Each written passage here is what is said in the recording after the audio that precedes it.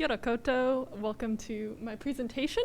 I'm going to talk a bit about why science is really hard to explain sometimes and how we can make it easier.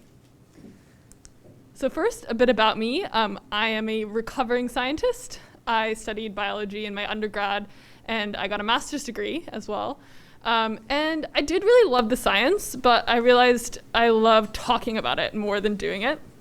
So that's why I became a science communicator. And since then, I've done a lot of communication through audio, writing, social media, video, and I've loved it all. And as Caleb mentioned, I've been a science communicator for a long time.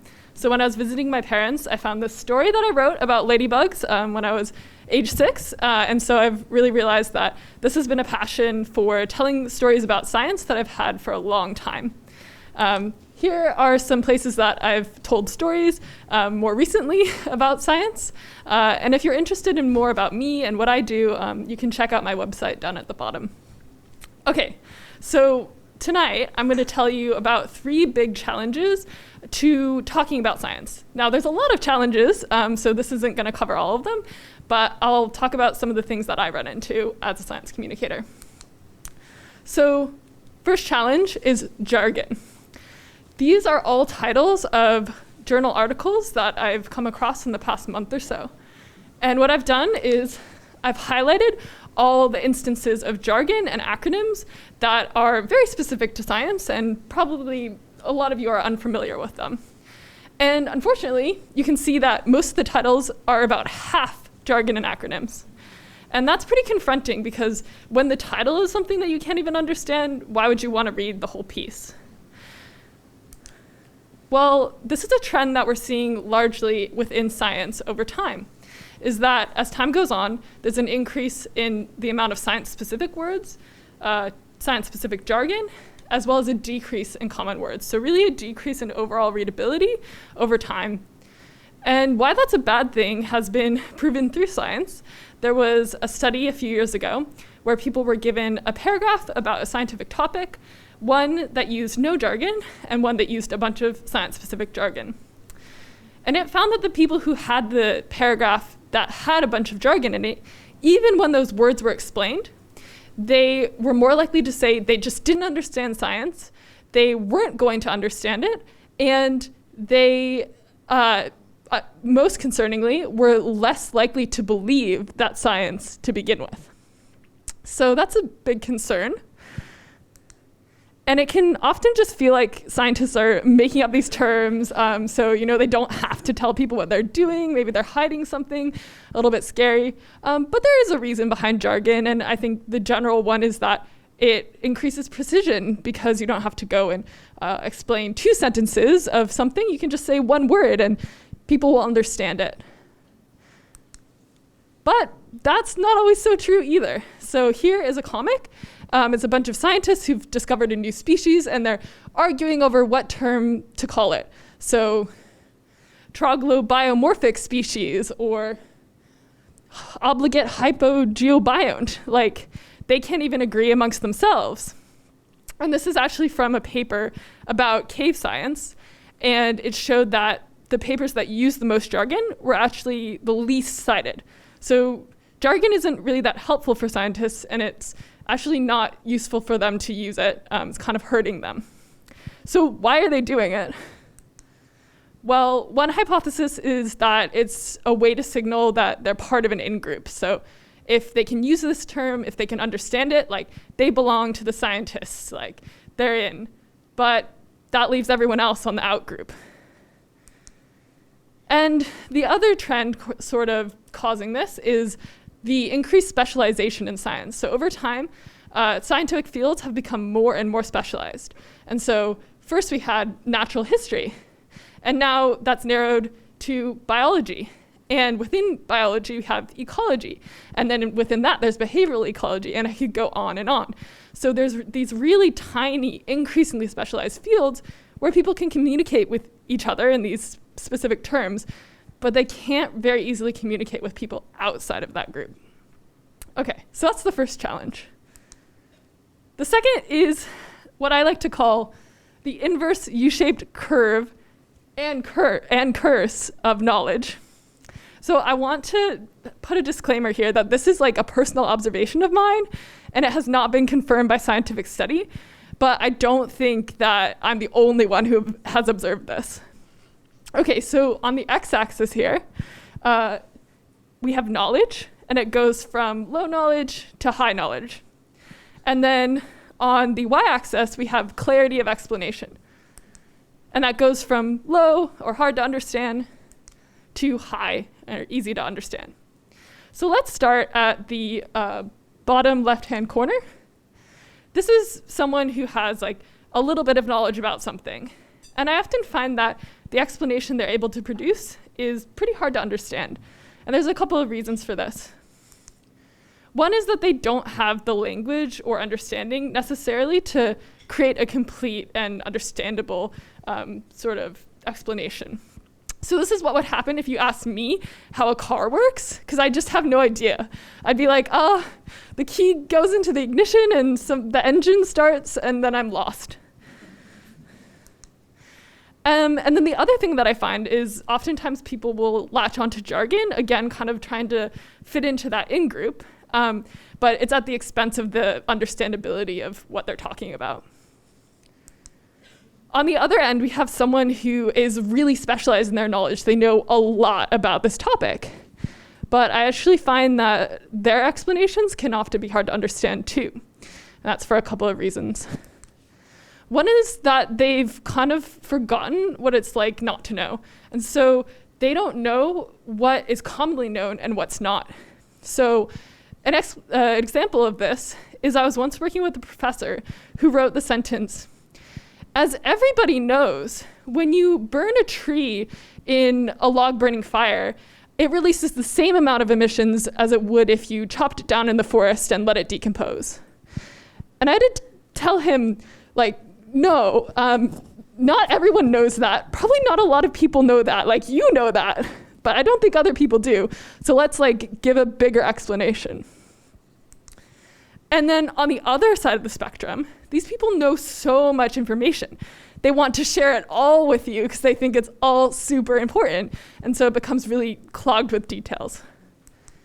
And that's what this comic is about. So we have this scientist saying, "Oh, that's an interesting question.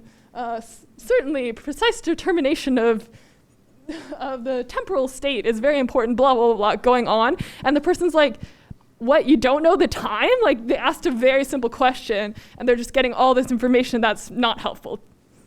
So then there's the people at the top. So these are people who have a good amount of knowledge of something, but importantly, they remember what it was like not to know, and so they can kind of bring you along that whole journey to understanding something. And so I think that there's some really awesome people up at the top of this curve. They definitely exist.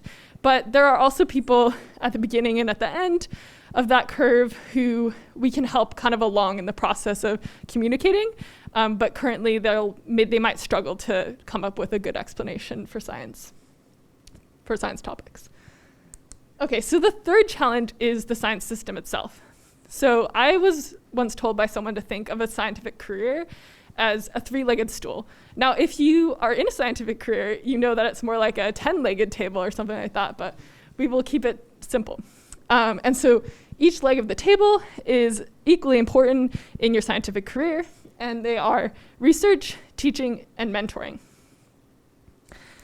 Well, if that's true, science communication is often seen as like knitting on the side of this chair. So it's sort of a fun hobby that maybe you do on the side. Maybe it's like challenging, but ultimately it's a distraction from your real work. But in reality, I think that science communication is the fourth leg onto this chair that's holding up the science system. And unfortunately, what we see often is that at the expense of science communication, there's an investment in research. And that's because research is often the place where people in scientific careers, that's where they put their emphasis because that's what the science system wants. People get hired based on the number of publications they have, citations, things like that. But what happens is that this chair looks very unsteady, and I would not want to sit on it because it's probably going to fall over. And this is sort of what we're seeing in the science system, is that because the scientists and the people who know science aren't there communicating, then who gets there first? People who are spreading disinformation and misinformation. And ultimately that weakens the entire science system because people don't trust science anymore. Okay, so those are 3 big challenges and issues within communicating science. Now I'm going to talk about a few solutions, and I'll start back at the beginning talking about jargon. So first there's this exercise, and it's based on, somebody loves this, it's based on something that was created by the comic artist behind the XKCD comic in collaboration with NASA. And it was to describe a rocket kind of in like a blueprint style. Oh, there we go. And it was called the Upgoer 5. And that's because they were describing it using only the 10,000 most common words. And rocket is not in the 10,000 most common words of the English language. So it's the Upgoer 5. 1000, thank you. And so you can see like the simplicity of these explanations, but they're useful. Place where fire comes out to help them escape. Yeah. Lots of fire comes out here. This end should point to the ground if you want to go to space. Like, you know, these are helpful. This could assist someone to build a rocket. So I thought this was a really cool idea. So what I did is I took one of those titles from the beginning of the talk, and I tried to use the same method to rewrite this title. So this is what I've come up with.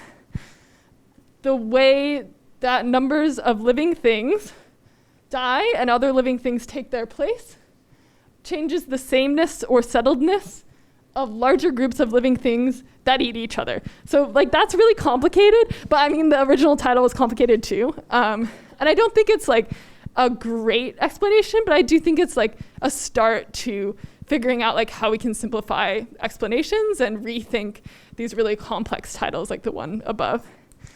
And if you are interested, there's a whole text editor online where you can try out your explanations to see whether they're, you know, the 1,000 most common words. So yeah. Now on a bigger scale within journals, scientific journals, this has been also piloted, you know, the use of more plain language and instead of you know, jargon, and they've actually called them plain language summaries. So these are in addition to abstracts for more of a general audience than, you know, the people going and looking up scientific articles for research. So that's really awesome, as well as visual abstracts, which similarly, you know, this is a different way of presenting information that's hopefully more clear than a bunch of scientific abstracts. And then also we have awesome events like this one, where we have people who are getting on stage, talking about a scientific topic, really building that muscle of what is it like to talk to a science-interested audience and sort of put your science out there outside of a journal. So these are all really awesome sort of things that are happening within science communication, within the world to open up science to communication. But ultimately, I think what needs to change is our institutions themselves and our science system.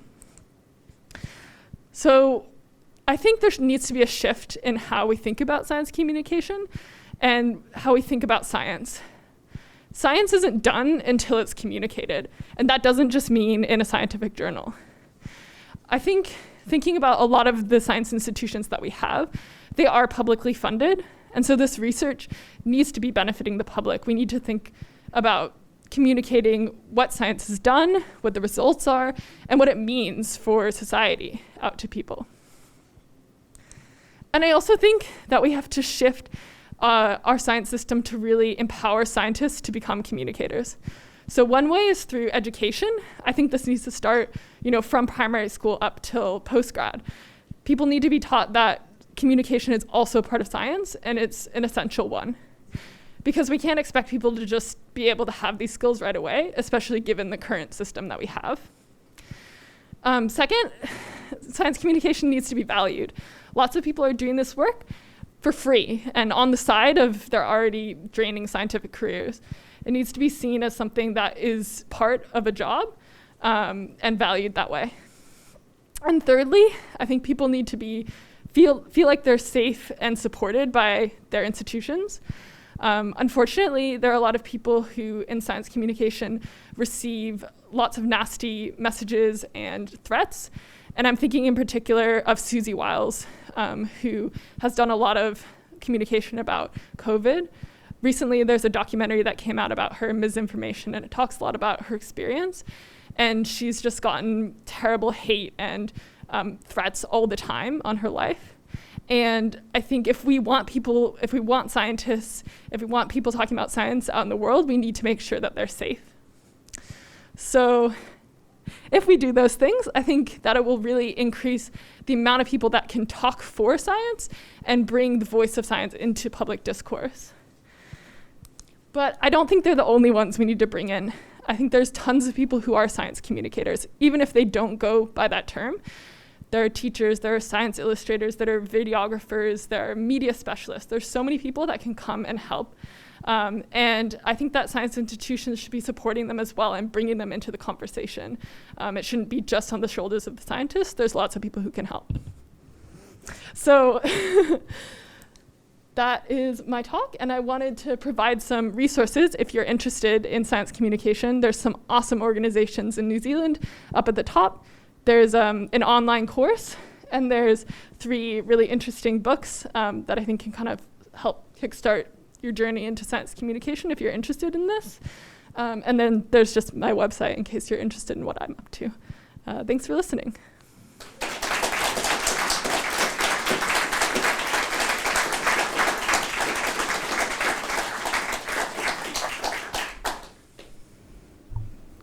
Questions?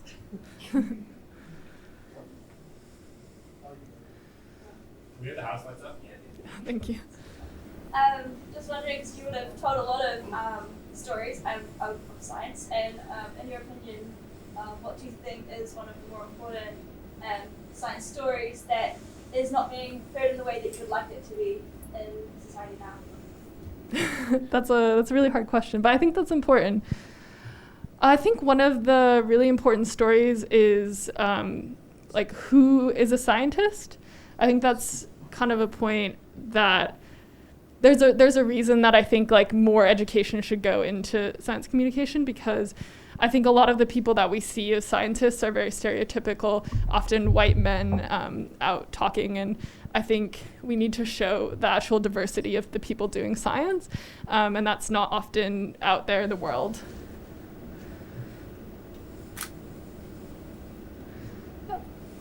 What do you think we could do to pressure like the institutions to change in order to allow scientists to communicate their science or for it to be valued? Also a very good question. I think really appealing to that side of the university that they often call it the critic and conscience here, that the university needs to be out there in the public, being the voice of the critic and conscience. And just really reminding these institutions and universities that like you are publicly funded, you owe something to the public, and you need to be investing in this as well as, you know, your big accolades in publishing and things like that. Yeah. Do you have a sector or a field of science who are the worst offenders of discrimination? Oh, I don't know if I want to like denigrate anyone. To be honest, no. I think it's not necessarily about the field. It's more kind of like that curse of knowledge thing that I've seen people get like really deep into their subject, which is cool. Like those people are super knowledgeable, but then they forget that like the external world exists. So it's more about like, yeah, maybe like take a look around and meet other people who are not in science. Yeah. Do you ever think we'll get to the point where the scientific paper is the first output? Do you think we'll ever get to that point? I think that would be amazing if we could get, scientific papers to be understood by everyone, if they could be like, you know, like journal articles. I think currently how the system is set up is that they're so structured so specifically, and they have a very particular tone that within journals, I think there's not quite that movement yet to like transform the whole thing into be understandable.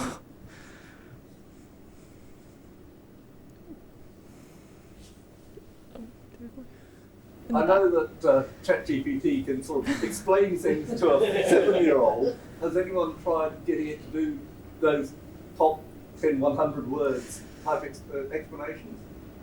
Yeah, I'm sure ChatGPT could probably aid in that. I think that technology could be a tool for sure. And I wonder whether you could even put in like your whole paper and just be like, take out all the jargon that people won't understand. Do we have enough time? Yeah, one more. Cool. Oh, sorry. Yeah. Okay. So climate change obviously was something that scientists knew about 30, 40, 50 years ago, and it's taken a really long time for it to get to the public. And I think in about 2007, that movie, I can't remember, but it came out, and suddenly there was talk. And it's like just been way too slow. And then there was all the conspiracy because of the word global warming rather than climate change. And yeah, so like, what do you think could have been done better in that whole last sort of 50 years? Probably a lot. I think a really interesting thing is, so there's this book called The Merchants of Doubt, which is all about how, it's in a lot of industries, but how like in industries that are self-interested have kind of painted the picture of the science being uncertain. So that's happened with the oil and gas industry in climate change. So I do think there actually were scientists who were communicating about this and were concerned, but unfortunately they got shut down by these very powerful industries. While I do think like scientists probably could have done better, like they're up against this huge engine of just people throwing out all this misinformation and doubt. So I think it's a really good question, and it's not one that I've fully solved, because I do think misinformation obviously continues to be a problem in communicating. I think we do need to figure out, as both scientists and communicators, like what can we do to actually fight this. Maybe catch Molly in the break.